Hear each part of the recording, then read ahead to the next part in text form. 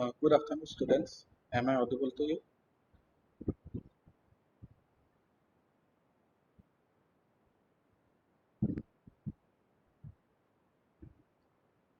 Am I audible? Yes, sir. You are audible. Okay. Yes, sir. Okay, I think we may start.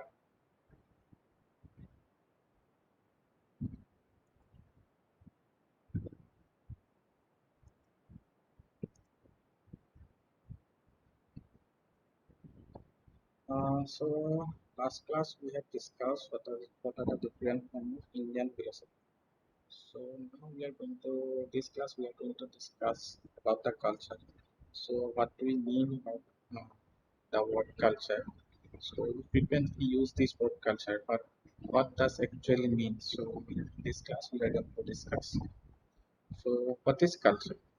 Culture is a word for the way of life of group of people, meaning the way they do things. The culture, in the broad sense, we can say this culture means the way of living, how some group of people or a society live their day-to-day life. It's called culture. So excellence of taste in fine arts, humanity is also known as high culture. So sometimes we call the word we use the word high culture. High culture actually means that's the fine arts, what the different forms of arts, that is painting, sculpture, and other different fine arts. So these are called high culture. An integrated pattern of human knowledge, belief, and behavior. Also, the pattern of human knowledge, belief, and behavior. Also, we can call this as a form of culture, which comes under the culture. The outlook, attitude, values, moral goals, and customs are shared by society. So these are the different attributes of culture. That is outlook, how attitude, values, what are the values of this society, moral goals, what are the goals of society, this custom, what are the rituals and customs we follow in a society. This all comes under culture. So in a simple words, culture is nothing but the way of living. So how we live our day-to-day life, how we uh, perform our cultural activities for society, that is marriage or some kind of functions. So these all are comes under culture. So what is the difference between custom and tradition? So we actually synonymously use this word custom and tradition. Actually, we don't know what this actually means. So there is a difference between custom and tradition. The main difference between custom and tradition lies in the length of time associated with them. A custom is commonly accepted manner of behaving or doing something in a particular society, place, or time. Tradition is a transmission of custom or belief from generation to generation. So, so custom is actually very the practice we follow for a short time, that we are following for a very short time. But the tradition, that the rituals, that the practice we follow from generation to generation. So main difference is time. So custom is very lasted for very the practices that has lasted for a very short time, that is let's say last 10 years, 20 years. But the tradition is the practices we follow from generation to generation. Also, there is a difference between tradition and heritage.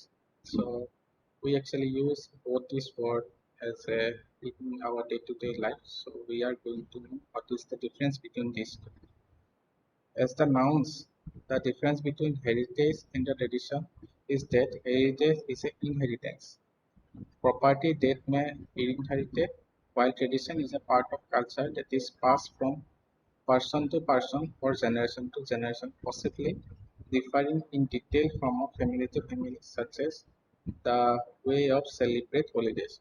So the fundamental difference between heritage and tradition is tradition actually means the materialistic uh, things, that is uh, the, that we inherited from one generation to others. Let's say this, say Qutub Minar, or let's say Lal Killa. all this thing is a heritage. We don't say these are tradition. Actually, heritage are materialistic things that we inherited from our ancestors. But the culture is little different. But the culture is that the practices that we follow that is passed on from generation to generation. So they then family to family. So now we can say that the heritage is belong to these tangible assets that we can touch and feel, but the tradition is nothing but this culture or values that we follow from generation to generation. So so why do we need to study culture? So why culture is very important? Culture is important to us because it defines our evolutionary identities. Culture help us to understand how ancestral values are give us and very meaning of life. It also make us unique from other parts of the world. So the culture, actually the study of culture, we understand us the evolutionary process. So how people are evolved from our ancestor to this point. So how what are their values, how they have lived their lives for let's say ancient days. So how we evolve from that days to now. So this actually help us to understand what are the values of their lives, how they have lived their life in their day-to-day lives, and how it is different from this time. So this will actually very important to study culture from this point of view. So there are two types. What are the two types of cultures? There are two types of cultures. That is material culture and non-material culture. Material culture consists of actual objects, physical things like building, piece of art, clothing, and while the other refers to the culture transfers to law, belief, and tradition. So material culture means the what are the tangible assets, that is building, piece of art, or clothing. So these are counts under the material culture or the non under the non-material culture, that is the intangible assets, that is laws, beliefs, traditions that we passed on from generation to generation. This comes under non-material culture. What are the characteristics of this culture? So, the word culture is one those terms that we use quite often, but what is it exactly? If you were asked a group of anthropologists whose job is to study culture, you may get a different them to emphasize similar things. So the there is a branch of this. There is a branch which study this culture, human behavior. So these are called anthropology, and the person who follow this anthropology, they are called anthropologists. So there may be one question: what do you mean by anthropology? So I believe you may answer this question right from now. For the for the purpose of lesson, we will define culture as the complex whole of a society. So this can include everything that gives a society its identity, who, which should include just things as language, beliefs, values, customs, laws, cuisines. So actually, culture defines the whole as a society. So it includes all these things, that is language, belief, we follow the values. 1 minute, some people are waiting.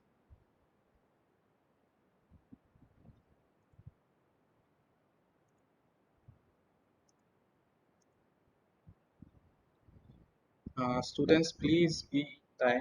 Otherwise, it is difficult to me for each time to admit you to my class. So, for now onwards, please be present to my class exactly about 1 or 1:05. After that, I won't going to entertain this kind of request. Okay.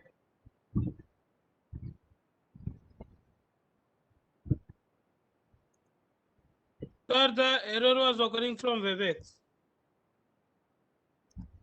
Try to be early. Sir, it got disconnected in the middle of the class. Okay. Okay. Okay. Now focus on the class.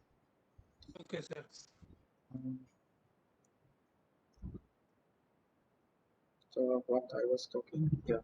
So the culture actually includes all these different things, that is language, beliefs, values, customs, laws, cuisine, even if all the way we celebrate our uh, different holidays, our festivals, this all comes under the characteristics of culture. So this actually defines the whole society as a whole. This culture actually defines the whole society as a whole. What is particularly fascinating about the culture is that each culture, no matter where is it located, shares at least five basic things. This means Mayan culture, which is now extinct, shared at least five basic things with present-day American culture. The five basic characteristics of all culture shares they are learned, shared based on symbols, intricate and dynamics. So for every culture, there are five basic things. So the basic things are the same irrespective of different timeline they exist. Let's say this Mayan culture, they exist thousands of years ago in these South American countries. So but there is some similarities with modern societies like American cultures. So we are going to discuss in one by one what are these basic characteristics. So first characteristics is learned and shared. When we are born, we do not automatically know all the values, words, belief, custom, etc.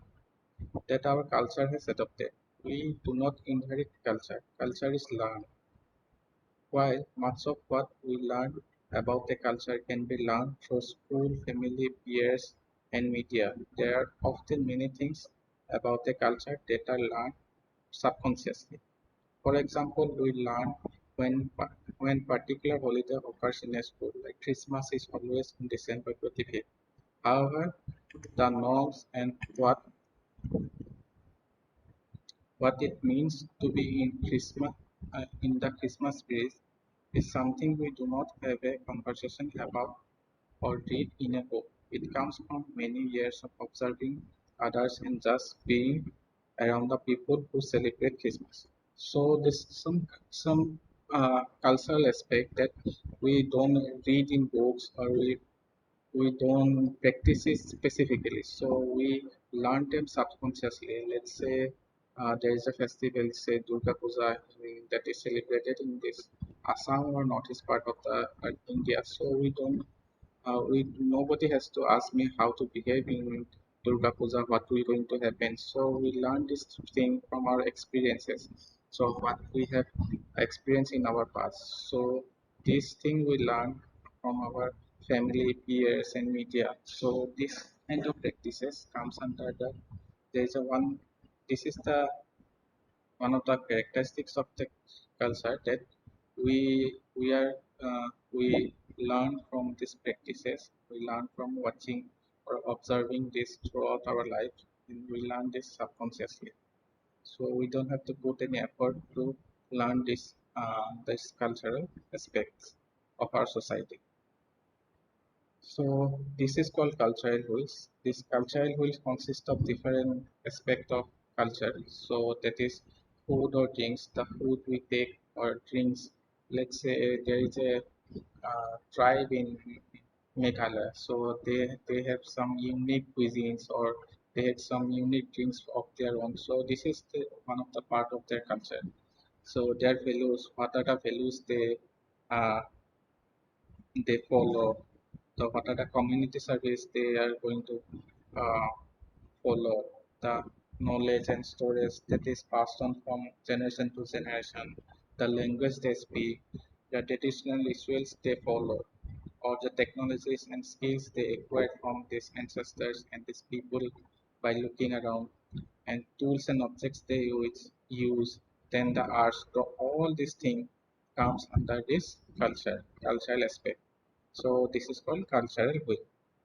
So in a broad sense, culture uh, uh, consists of this language, communication, courtesies, rituals, rules, customs, relationships with one another, practices, what are the different practices, religious practice or some social practices, expected behaviors, values. thoughts, manner of interaction. So all these things actually we learn from our culture. So so these are the different aspects of culture. So acculturation. So culture modification of an individual group or people by adopting to or borrowing traits from another culture. The acculturation of immigration of Americans' life is also a merging of culture as a result of prolonged contact. So, what do you mean by acculturation? Acculturation means that when somebody adopts another culture, that is a part of another culture. So when two culture assimilates, so this is called as acculturation. Let's say about the American culture. So there is no distinct aspect of American culture. There is nothing exists as an American culture. So America, the most of the people in America, they are most of them are immigrants. So they immigrants from different part of Europe and all other countries, and they accumulated in one place and they form a different kind of culture that we all known as American culture. So this is the process called acculturation. So that is the formation of a culture, how a culture form from taking the different aspects of culture from another culture, how they contribute individually to the culture. So this process is called acculturation. There are four hypothesized acculturation strategies: this assimilation, separation, integration, and marginalization. So we are going to study one by one what these type of studies strategies mean. So, in simple word, one cultural group adopting the practice of another cultural group is an example of acculturation. Assimilation is a two-way process. So, first we are going to take the case of assimilation. Assimilation is a two-way process. In the majority culture is changed as well as the minority cultures. So let's say there are two cultures. So one culture has few number of peoples while the other culture has very large number of peoples. So the few number of peoples they are called this minority culture, and the culture who has the large number of people, this is called the majority cultures. So in assimilation, it is a two-way process. In this process, both cultures are changed. Both cultures take from each other and they change. Acculturation occurs when minority culture changes but still able to retain its unique cultural markers like language, food, and customs. So eventually, what happened? These minority cultures actually change, so, but they are able to retain some unique characteristics of their original culture, that is language, food, or custom rituals, or all these things. Acculturation is a two-way process that both cultures are changed. But in this process also, so the majority cultures also take something from this minority cultures. In a way, both cultures are changed little bit. So this is called assimilation process. So there is called another process called marginalization. Marginalization pertaining to acculturation is defined as the rejection of one's culture of origin and the dominant host culture. Failed attempt to integration pose high stress such as in the form of marginalization. But what happens in marginalization is simply rejects one culture, one origin. Uh, so we are failed to attempt the fail to adopt another culture. So in this process, we form the different kind of culture. That is in the process. This is called marginalization. So separation. It is when individual becomes alienated towards the host culture and separate themselves from the main society. They mainly prefer to socialize with the person from their own culture. So in this separation process, what happened is sometimes when we alienated or when we separate someone from this one culture, uh, they prefer to they what happened they prefer to socialize with same type of culture, same ethnicity or same cultural person. So this way, the separation may take place between these cultures from this different person in the culture. Marginalization when individuals become alienated toward both their own and the host culture. There is a difference between marginalization and separation. In marginalization, the person is alienated from their own culture as well as the host culture. But in separation, they adopted the host culture. They alienated from, they try to adopt their own culture by alienating from the host culture. So ethnocentrism. So there is a concept called ethnocentrism. Ethnocentrism is an act of judging another culture based on preconceptions that are found in the values and the standard of one own culture, especially regarding language, behavior, customs, and religion. These aspects or categories are distinction that define each ethnicity, unique culture, and identity. So ethnicity is something like that you feel some culture is that is inferior, or sometimes we feel that our culture is very superior to one culture. So this actually comes under this ethnocentrism behavior. So in this, there is an example of ethnocentrism behavior is where when you see one African people, we see go back to Africa, and when we see a Mexican people go back to Mexico. This is the usually we see our society. So this is not a very good practice to follow in this ethnocentrism aspects of our society. So this kind of behavior comes under this ethnocentrism. So this is called sometimes when we uh, look at one's cuisine, we feel that our cuisine is the best and other is inferior. So this is the classic example of ethnocentrism. So there is another aspects of this culture that is called cosmopolitan. Cosmopolitanism is an ideology that all human beings belongs to a single community based on shared morality. A person who adheres to the idea of cosmopolitanism in any form is called cosmopolitan or cosmo. So, on the contrary to the uh, this ethnocentrism, cosmopolitan actually thinks that all the human beings are belong to the one single society, all one single culture. So we don't differentiate from one another. So this is the the person who adheres to this kind of values, they are called cosmopolitan, or this kind of mentality is called cosmopolitanism. So I think this will be it for today's class. So next class onwards, we are going to discuss some language aspects of this culture and all these things, how this language is associated with culture. So we are going to discuss in the next class. For discuss, this will be it. So you may put your attendance in the chat box. Thank you.